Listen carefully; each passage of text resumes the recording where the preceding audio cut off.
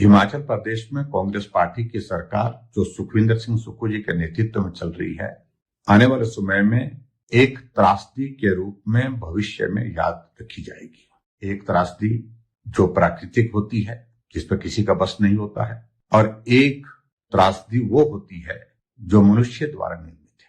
और ये हिमाचल प्राकृतिक आपदा के दौर में से भी गुजर रहा है, और ये हिमाचल अब उसके पश्चात सुखविंदर सिंह सुक्खू जी के नेतृत्व में जो कांग्रेस पार्टी की सरकार चल रही है, उस त्रासदी के दौर में से गुजर रहा है।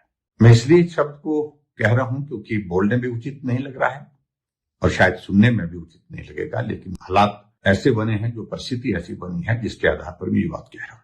हिमाचल प्रदेश के पहले मुख्यमंत्री, उनका ताल्लुक भी कांग्रेस पार्टी से था, डॉक्टर यशवंत सिंह परमार। जब उन्हें देखा कि हिमाचल प्रदेश के पास जमीन बहुत कम है, अगर इस जमीन को भी बाहर के लोग खरीद करके ले लेंगे तो हिमाचल प्रदेश के लोगों का बहुत बड़ा उसमें नुकसान होगा, और इसलिए इस जमीन को बचाने के लिए उन्होंने लैंड रिफॉर्म एक्ट के अंतर्गत एक कानून लाया, जिसको हम सब लोग जानते हैं, 118 धारा 118, ताकि हिमाचल प्रदेश में गैर कृषक कोई भी व्यक्ति जमीन ना खरीद सके।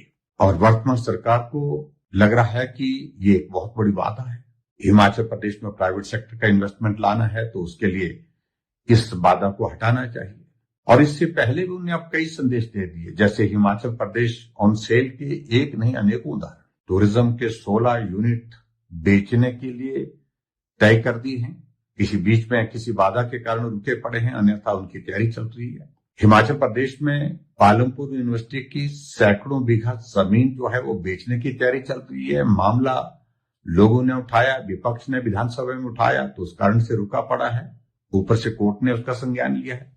अब यहां नहीं रुक रही है, अब आगे बढ़कर के धारा 118 यानी कि सेक्शन 118 को भी उसका सरलीकरण करने की बातें की जा रही है, और सरलीकरण ईज ऑफ डूइंग बिजनेस के नाम से की जा रहा है।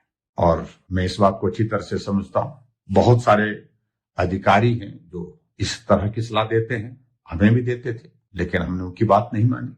लेकिन वर्तमान सरकार जो है वो किसी पॉलिटिकल नेतृत्व से नहीं चल रही है। अगर सरकार चल रही है तो कठपुतली बन गई है कुछ अधिकारियों के हाथों में, और संभवतः वही अधिकारी सलाह दे रहे हैं। इस 118 को डाइल्यूट करना चाहिए, इसमें अमेंडमेंट करनी चाहिए, और उस दिशा में सरकार आगे बढ़ी है। और मैं इतना जरूर कहना चाहता हूं कि हिमाचल प्रदेश में अगर डॉक्टर वाई.एस. परमार जी ने अगर ये सेक्शन 118 को एक्ट के रूप में लाया था, तो उसकी वजह यही थी कि हिमाचल प्रदेश की जमीन के मालिक हिमाचल के लोग रहे। लेकिन अब सुक्खू जी के नेतृत्व में जो सरकार बनी है, उनकी एक आदत बनी है कि जो फैसले कांग्रेस पार्टी की सरकार ने पूर्व में लिए हैं, कांग्रेस के नेताओं ने लिए हैं, उसके विपरीत चलना। जो भाजपा की सरकार ने लिए हैं उनके विपरीत तो समझ में आता है कि हम विपक्ष के लोग हैं, इसलिए उनकी सोच में हो सकता है। लेकिन हिमाचल प्रदेश में कांग्रेस पार्टी के पूर्व मुख्यमंत्री वीरभद्र सिंह का भी स्टैच्यू का अनावरण हुआ शिमला के रिज के मैदान में, और वहां मुख्यमंत्री भाषण देते हैं कि वीरभद्र सिंह जी ने कहा था कि एक बच्चे के लिए भी हम स्कूल खोलेंगे। लेकिन अगर वीरभद्र सिंह जी ने कहा तो मुख्यमंत्री जी, तो हम आपसे पूछना चाहते हैं कि क्या वजह है कि हिमाचल प्रदेश में 3 साल के कार्यकाल जो आपका पूरा होने जा रहा है, अभी तक 1500 से ज्यादा स्कूल चले हुए, खुले हुए स्कूल आपने बंद कर दिए। वहां के बच्चों को शिक्षा से आपने वंचित कर दिया, और राइट टू एजुकेशन के आधार पर क्या ये मौलिक अधिकार छीनने का आपको अधिकार है? नहीं है, लेकिन फिर भी आपने उसके बावजूद किया। उसी तरह से जो डॉक्टर वाई.एस. परमार जी ने 118 सेक्शन को लगा करके ये कानून बनाया, अब आप उसमें भी बदलाव करने जा रहे हैं। क्यों? क्योंकि आपको हिमाचल प्रदेश में बदलाव करना है।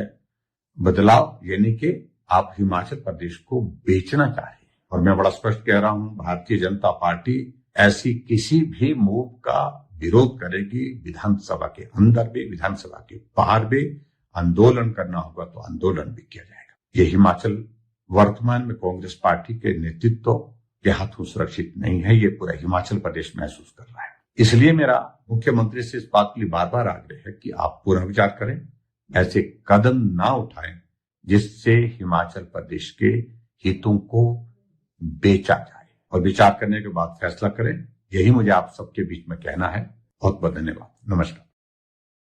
अगर आप ये वीडियो YouTube पर देख रहे हैं तो हमारे चैनल को सब्सक्राइब कर बेल आइकन दबाएं और Facebook पर देख रहे हैं तो हमारे पेज को लाइक करें।